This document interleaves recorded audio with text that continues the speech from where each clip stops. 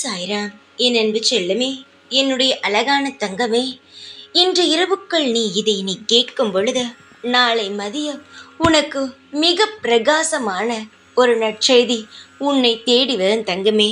இது வெறும் வார்த்தை அல்ல, நான் உனக்கு செய்து கொடுக்கும் சத்தியம். இதை நீ நம்பி முழுமையாக பல விஷயங்கள் உனக்கு புரிய வரும். வாழ்க்கையில் நாம் மட்டும் ஏன் ஒரே நிலைமையில் இருக்கிறோம் என்று உனக்கு அதிகமான சந்தேகம் இருக்கிறது. அவனவன் ஏதேதோ செய்து அவன் வாழ்க்கையில் அடுத்தடுத்த கட்டத்திற்கு நகர்ந்து கொண்டே இருக்கிறான்.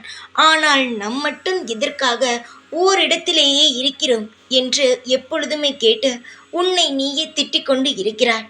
ஆனால் நீ நினைப்பது முற்றிலும் தவறு தங்கமே. நீ 2 வருடத்திற்கு முன்பு எப்படி இருந்தாய் என்று யோசி, இப்பொழுது எப்படி இருக்கிறாய் என்று யோசி. மாற்றங்கள் இருக்கும்.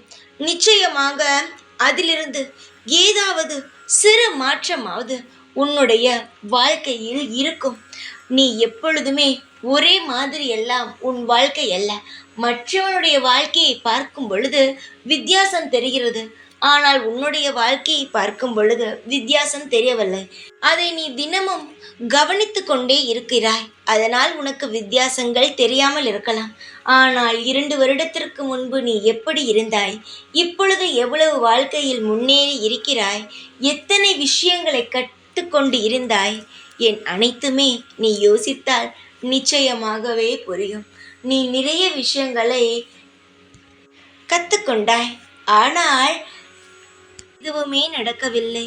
நானோ ஒரே மாதிரி இருக்கிறேன், என் வாழ்க்கையிலும் முன்னேற்றம் இல்லை என்று குறை சொல்லிக்கொண்டே இருக்கிறாய். உன்னை நீயே குறை கூறிக்கொண்டால் மற்றவர்கள் குறை சொல்லும் பொழுது மட்டும் ஏன் உனக்காக கோபம் வருகிறது தங்கமே? யார் சொன்னாலும் குறைதானே. நீயே உன் வாழ்க்கையை குறை சொன்னாலும் குறைதான். மற்றவன் உன் வாழ்க்கையை குறை கூறும் பொழுதும் அதுவும் குறைதான். குறை கூறாதே, உன்னை நீயே தாழ்த்தி கொள்ளாதே. உன் வாழ்க்கையில் நீ எவ்வளவோ முன்னேறி இருக்கிறாய். மற்றவர்கள் அவரிடம் எப்படி பேச வேண்டும், எப்படி நடந்து கொண்டால் பிரச்சனை வராது, எந்த முறையில் நம் வேலை செய்தால் நம் வாழ்க்கையில் சாதிக்கலாம், எப்படியெல்லாம் சிக்கனமாக இருந்தால் நம் வாழ்க்கையில் முன்னேறலாம், இப்படி அனைத்தையுமே தெரிந்து கொண்டாய்.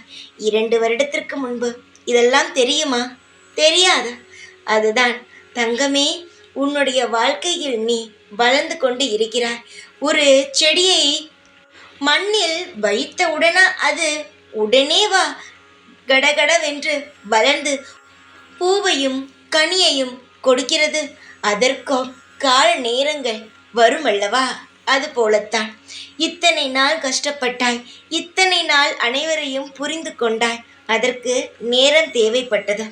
ஆனால் நாளையிலிருந்து உன்னுடைய வாழ்க்கையில் நீ நினைத்தது போலும், நீ எதையெல்லாம் சாதிக்க வேண்டும் என்று ஆசைப்பட்டாயோ அதற்கெல்லாம் முயற்சி செய்யும் நாளாக நாளை அமையும். நீ கவலைப்படாதே.